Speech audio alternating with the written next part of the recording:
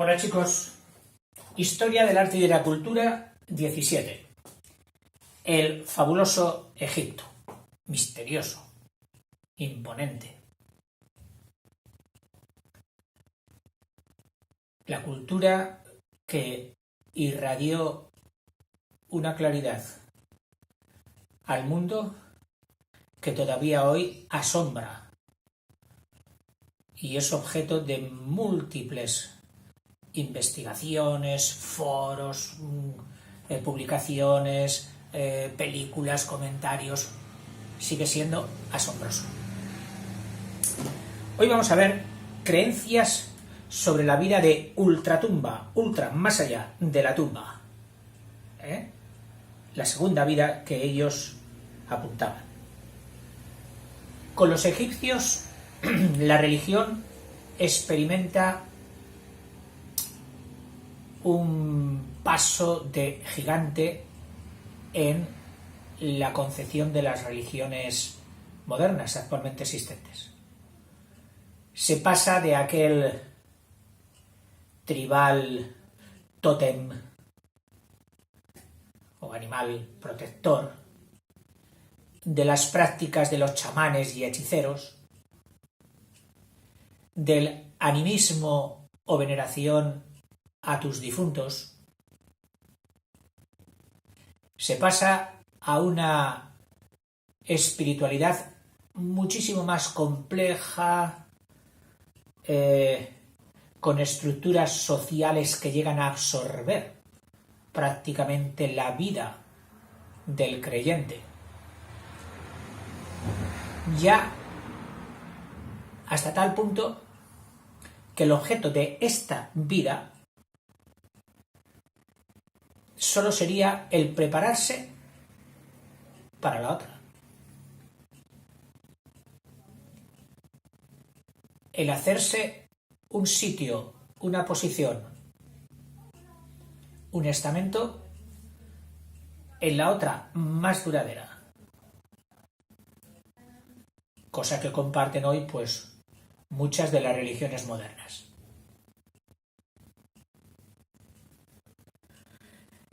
Leemos que es la manera de arrancar.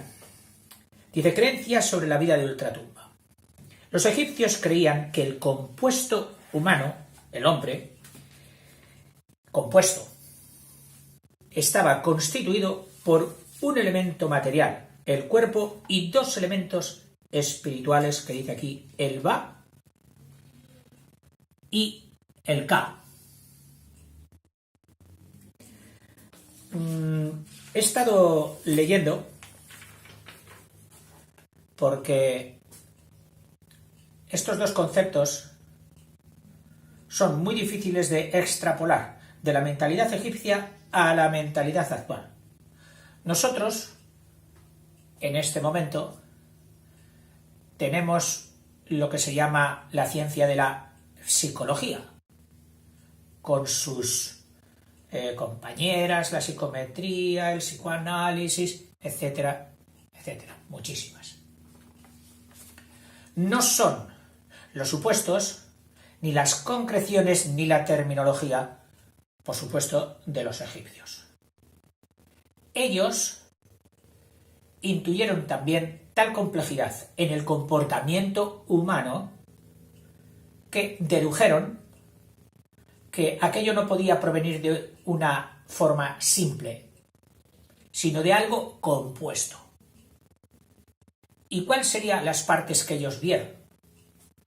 Ya digo que es muy difícil hacer el paralelismo, que si esto que ellos era el cuerpo, que si esto era nuestra alma, que si esto era la inteligencia, la voluntad, la memoria. No, es muy difícil. No obstante, yo te voy a poner lo que he cazado por ahí en la red, porque no pienses que un profesor, por lo menos este, es que esto lo supiera y lo tuviera siempre ahí metido. No. Muchas veces lo que hacemos los profesores, en concreto yo, pues es prepararme una materia y catalizarla, es decir, ponerle los aspectos didácticos, docentes, profesionales, etcétera, que te permitan a ti absorberlos, entenderlos. Que esa es la función de la docencia. O sea, el profesor necesariamente no tiene que ser un pozo de saber, una enciclopedia. No. Pero sí un transmisor, un buen transmisor para que tus alumnos no se duerman. En fin, pues mira, dicen que había una forma o un concepto de lo intangible. Intangible significa no tangere, tangere es tocar, en latín. Lo que no se toca. Intangible. Y tangible. Dentro de lo intangible es donde veían mayor complejidad. Ellos veían un if, que sería lo más similar a lo que hoy entendemos por corazón, voluntad, mente. Veían un K y un va. El va es lo más parecido a nuestro espíritu, el neuma, que decían los griegos, o el ánima, que decían los latinos, el espíritu, y con un doble o reflejo como especular, como la sombra que siempre te acompaña, que era el K, es decir, era una especie de un doble. El hombre siempre, cuando se mira a sí mismo, cuando hace introversión, ve que no es siempre como le gustaría ser y acaba pensando, definiendo, que es que él deben ser dos. Uno, cuando hago lo que quiero, y otro, cuando no hago lo que deseo. Y ya no sabes quién eres de los dos, si el que eres o el que quieres ser. Bueno, en fin, no nos vamos a meter en más profundidades. Pero todos estos sentimientos, emociones, en personas que piensan, reflexionan, flexionan sobre, flex es que vuelve el reflejo sobre sí mismo, como hicieron los egipcios, tienen que darse. Y se dieron. Había otro que era el aje, que era un estado que el hombre podría conseguir mediante el entrenamiento. Muchos hoy actualmente entrenan mediante prácticas psicosomáticas tipo yoga y otras para ser otra cosa de la que son, para cambiar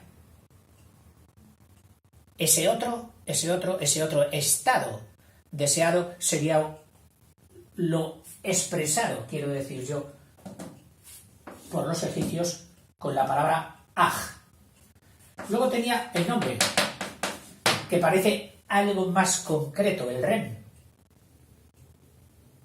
Ese nombre que acompaña a uno durante toda la vida, que antiguamente era puesto en función de alguna de las cualidades que el resto de las personas observaban en él.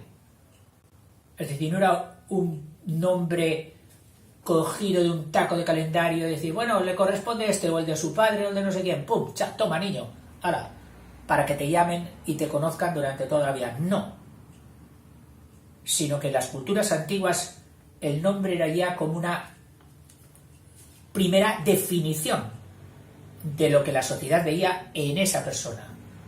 Y por lo tanto era importante el ren. Y el sheut, que una de las definiciones más comprensibles que he visto de él es que sería una especie de cuerpo espiritual, es decir, de cuerpo incorpóreo. Vale. Eso estaba dentro de lo intangible. No nos escandalicemos de su complejidad. ¿De que no lo entendamos del todo?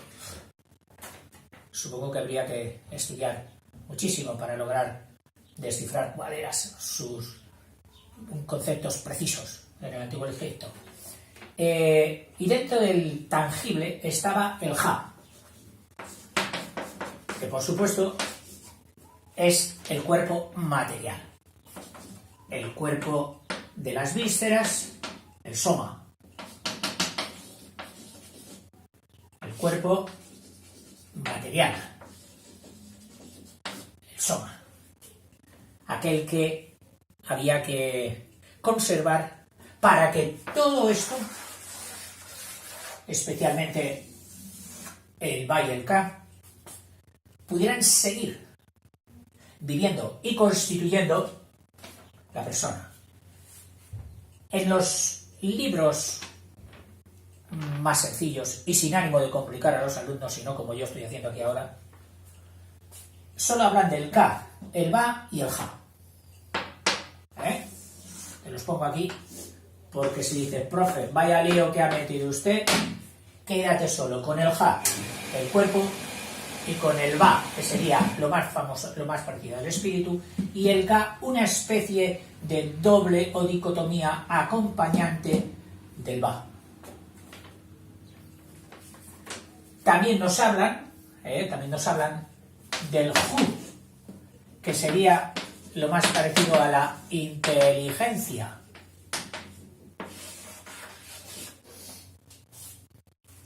Al que vieran con un gran Hu dirían, ¡oh, qué inteligente! Al que vieran, ¡oh, qué torpecico! Con menos Hu. En fin.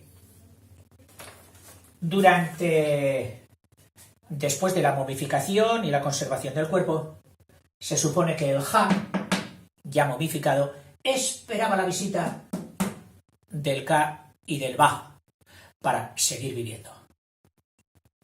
Hay quien dice también que creían en la resurrección, pero no me ha quedado tan patente lo que yo he leído. Dice que estaría esperando pues el momento. Pero no esperar. Es decir, no era una vida pasiva la de ultratumba, como vamos a ver. Era una vida activa. Seguían viviendo, seguían consumiendo, seguían disfrutando. Era una continuación en la vida, pero con el Ja amordazado, quieto, pero presente, necesario. Pero ellos seguían viviendo. Los egipcios creían en el compuesto humano. El hombre estaba constituido por un elemento material, el cuerpo, y dos elementos espirituales. ¿Ves? Aquí solo nos habla de el cuerpo. Los dos elementos espirituales eran el Ba o el alma, llamado psiquis o neuma por los griegos, y el ánima por los romanos, que representan bajo el aspecto de un pájaro, es decir, lo representaban bajo el aspecto de un pájaro, con la cabeza y fisonomía del difunto. Un pájaro grande, pero con tu cabeza. Y ese era tu Ba, tu espíritu, cuyas alas le permitían volar y subir y bajar de la tierra a la región de Occidente, donde estaba el paraíso de Osiris, el dios de los muertos. Osiris, el dios de los muertos.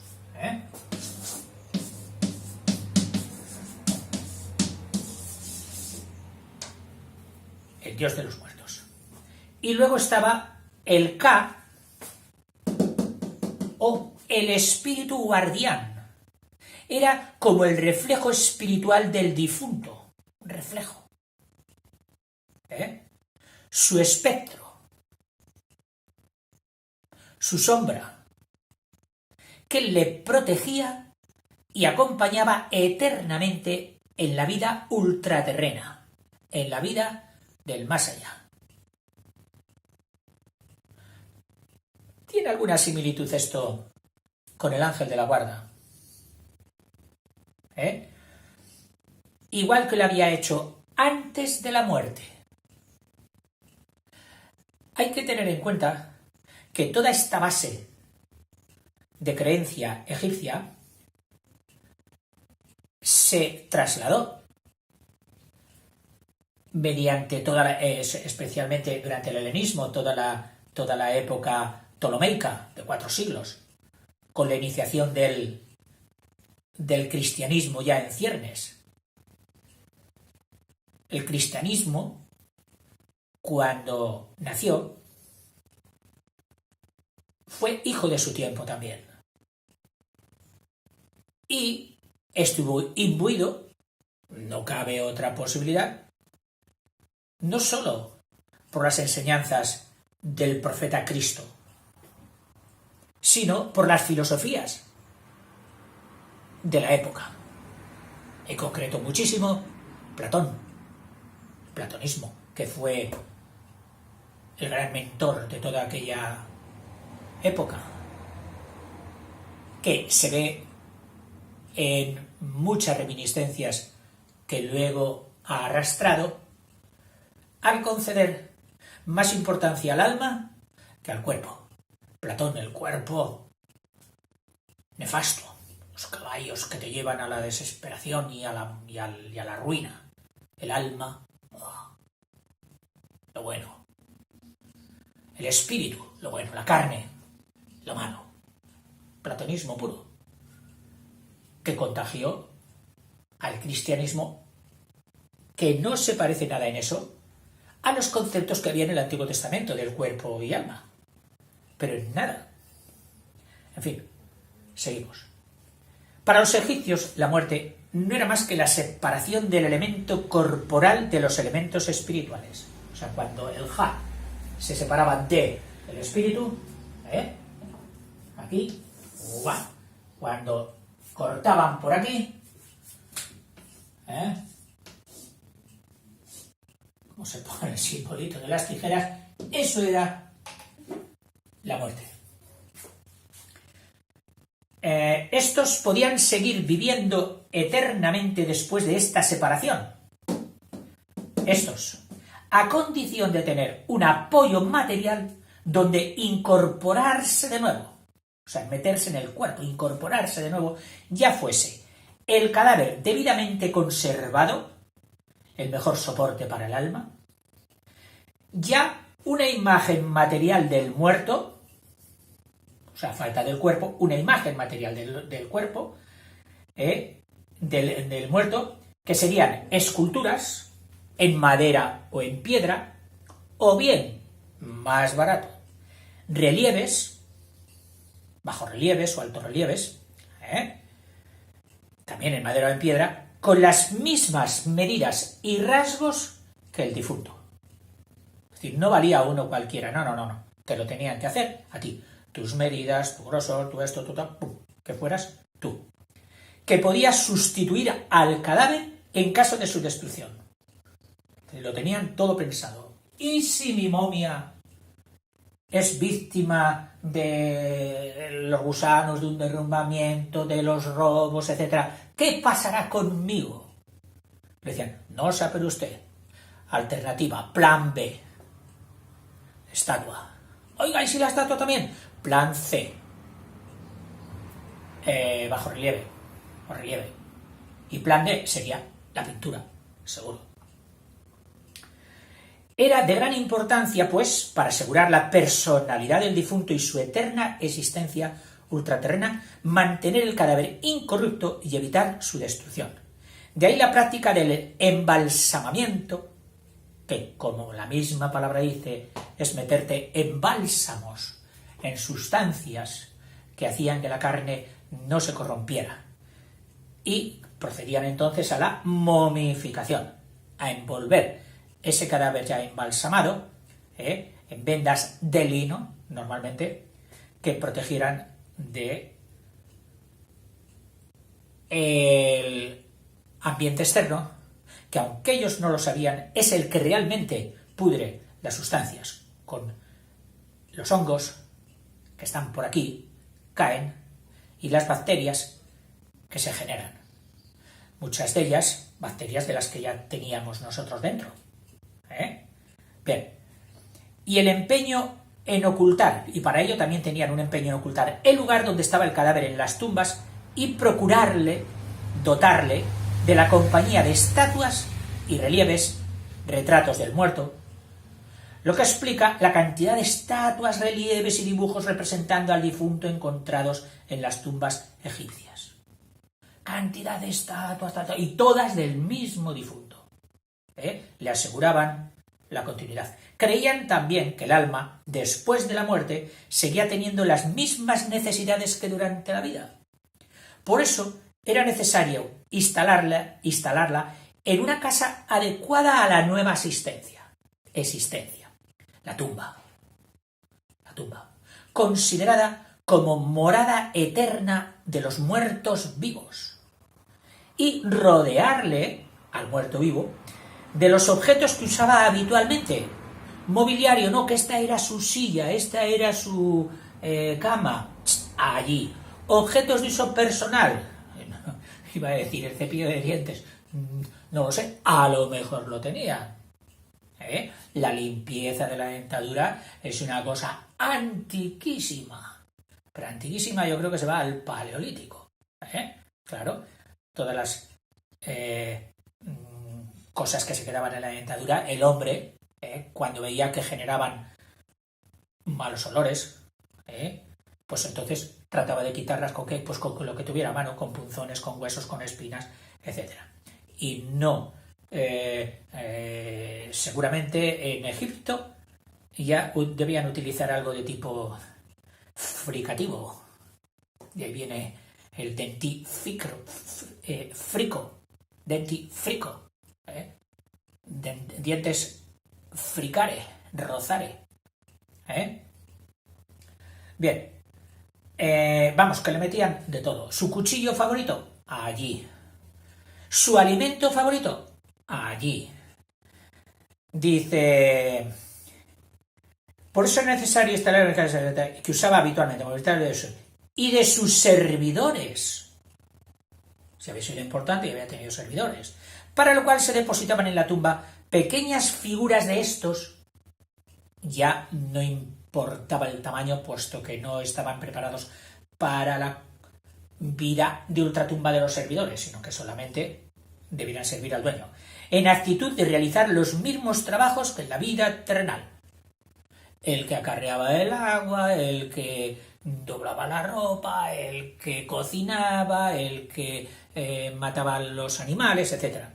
Y de provisiones o alimentos que la piedad, sentido de respeto a los padres, esa es la piedad, de sus familiares había de renovar. Que se ha puesto malo el alimento, hay que renovarlo. Venga, tenemos que ir a dar de comer al muerto. Al principio, el acto de llevar alimentos al difunto o acto de ofrecer ofrendas se realizaba periódicamente, cada cierto tiempo, cada 2 días, 4 días, etc. Y de ahí la mesa o piedra para las ofrendas de las tumbas del Imperio Antiguo, que ya veremos en la primera parte. Luego se cree, o vino la creencia, que basta con representarlo en las paredes de la tumba, con relieve o con pinturas, y que el acto representado, de comer ese pollo, esas patatas, etc., bueno, patatas no, que no existían allí, por una fuerza mágica se convierte en realidad. Pinta bien ese pollo, que luego se convertirá en un pollo real. El juicio de Osiris.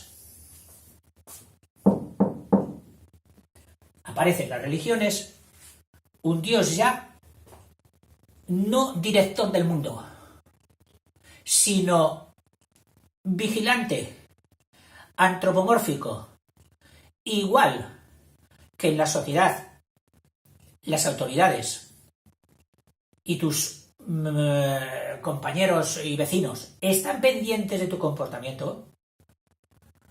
Ese Dios estaba también pendiente de tu comportamiento, que era una cosa muy útil para decirte, aunque nosotros no te veamos, pórtate bien, que está el Dios. Es decir, un recurso social.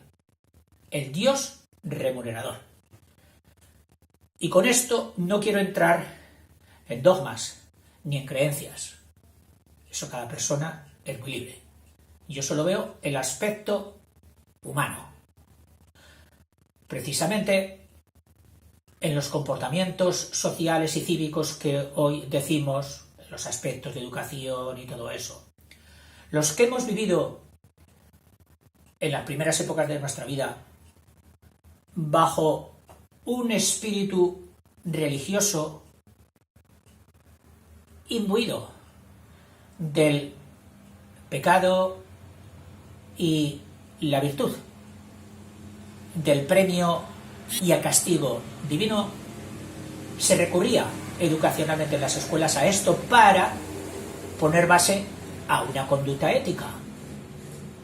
Hoy no, la religión ha sido suprimida de muchísimas campos de educación y dices, ¿y en qué fundamento la ética, el buen comportamiento, si ya no puedo fundamentarlo en el premio o castigo de un ser trascendente? Y entonces vienen otros criterios, los criterios de la ayuda al otro, de la solidaridad, de la filantropía, etcétera, etcétera. Bueno, pues en el Antiguo Egipto aparece el dios remunerador. Remunerar es dar a cada uno lo suyo, premiar al bien y castigar al mal, la doble vertiente. Además del cumplimiento de los ritos funerarios, los egipcios creían que para poder vivir en el otro mundo era necesario que el difunto, o mejor, el alma que le sobrevivía, el Ba y el Ka, compareciera y justificara ante el tribunal de Osiris, algo así como el juicio final, donde se juzgaba la moralidad de sus actos. Si era convicta de mentira, muy interesante, dice convicta de mentira, y es que socialmente el hombre, cuando quita casi todas las virtudes de tipo intimista, hay una virtud de tipo social, que es la veracidad, que es el que los demás puedan tener como cierto aquello que les comunicas, o bien te está engañando. Yo he observado que cuando explicaba ética estos últimos años, la virtud que se me quedaba siempre en el fondo, a la que yo me podía agarrar para decir sed buenas personas, era la veracidad. Y el vicio contrario, que sería la mentira. Todas las demás, pero socialmente la que más fuerza tenía era la mentira. Pues mira, dice aquí, si el alma era convicta, juzgada y culpada por mentira, el alma era sometida a suplicios y finalmente aniquilada. Desaparecía. Si era reconocida como justa, recibía el derecho a entrar en sus destinos felices, que podían ser dos. Es decir, por mentira, suplicios, lo sinónimo de nuestro infierno, y aniquilada. Es decir, curioso, no eterno. Y si era reconocida como justa, el derecho a entrar en sus destinos felices. Y si era feliz, si era para arriba, o sea, esto sí era condenada. Si era absuelta, iba a ser premiada, y podría, o bien, continuar en los campos paradisíacos de Osiris, una especie de cielo, de paraíso, o volver a la tierra y morar en su tumba. Muy interesante esta doble opción, que compaginaba la esperanza de algo mejor con el deseo de continuidad del instinto de conservación humano, de no querer desaparecer, de no querer morir. Entonces tenía la doble opción. Bueno, y hasta aquí, a ver si se me olvida algo. Ah, sí, del embalsamamiento, solo te he dicho que, bueno, parece ser que abrían el cuerpo y extraían todo aquello más putrefacto, igual que cuando nosotros matamos hoy un cordero, un animal, le quitamos todas las vísceras y cuanto antes, que es lo que corre mayor riesgo de putrefacción rápida. Y luego hablan de resinas, y es que ellos habían dado cuenta de que la resina de los árboles y el corazón de los árboles, lo que nosotros llamamos el mélix, al estar impregnado de resina, se hace prácticamente incorruptible. Entonces ellos, con estas resinas de los árboles, que tendrían sumamente estudiadas, porque en alquimia y farmacopea y todo esto fueron unos linces los egipcios,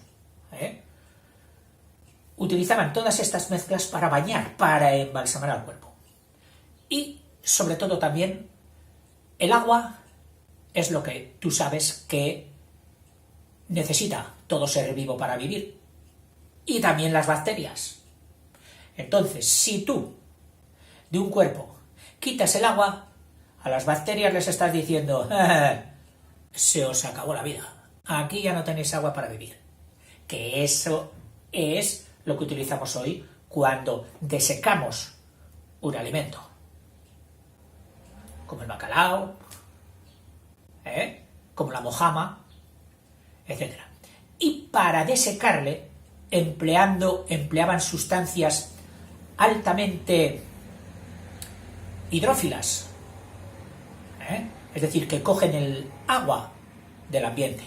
En concreto, una sal, que era el carbonato sódico, no el bicarbonato, no, carbonato, que es distinto. El carbonato es CO3, Na2, pero altamente hidratado, es decir, dentro de su cristalización, de su apariencia de cristal químico blanco tirando a grisáceo, llevaba hasta 10 moléculas de agua en su composición. Este llamado natrón, que se sigue llamando natrón, te confieso que yo no sabía la palabra, la he mirado y dice, oye, carbonato, pam, pam, pam, pues mira, oye, natrón. De ahí luego vino, con el paso a las otras lenguas, en la raíz nitro, y natrum, que pasó a significar sodio, por eso el símbolo del sodio es Na. Y luego pasó también a la sosa, de la que no la distinguían mucho, que ya no es un carbonato, que es un hidróxido, si creo recordar bien ahora mismo. Y pasó también a significar nitro. Y pasó a significar luego también, pues, nitrógeno, bueno, a tener que ver con el nombre de nitrógeno y todo lo de nitro. Se daba en unas minas de allí, que siguen estando. También precipita, porque es una sal, en las orillas de algunos lagos, de donde se cogían esos cristales, igual que se recoge el cloruro de sodio en el mar y luego lo tomamos para cocina. Pues bueno, algo así. Incluso se da una circunstancia muy especial con respecto a este cuerpo en un lago de África, en un país que ahora mismo no me acuerdo, pero dice que tiene, debido a la disolución del natrum en sus aguas, porque tiene además un volcán al lado que lo arroja de forma natural, que tiene un pH altísimo del 9,5, del 10, de forma que los animales que no tienen cuidado con esas aguas acaban víctimas. Y el natrón, acaba desecándolas, acaba momificándolas. Bueno, había embalsamamientos. El país de Egipto era muy reglado. Muy reglado significa económicamente complejo. Y allí ibas a pagar ya tu cuota de seguro para los difuntos. Y te decían, usted quiere un embalsamamiento de primera, de segunda, de tercera, y te explicaban punto por punto lo que iban a hacer con tu cuerpo para dejarle en las mejores condiciones de que pudieran volver el Kayelba a habitar allí. En fin, como siempre te digo y te recuerdo, esto solo es un poquito el principio de todo aquello que tú puedes ahora conseguir leyendo, etcétera, etcétera.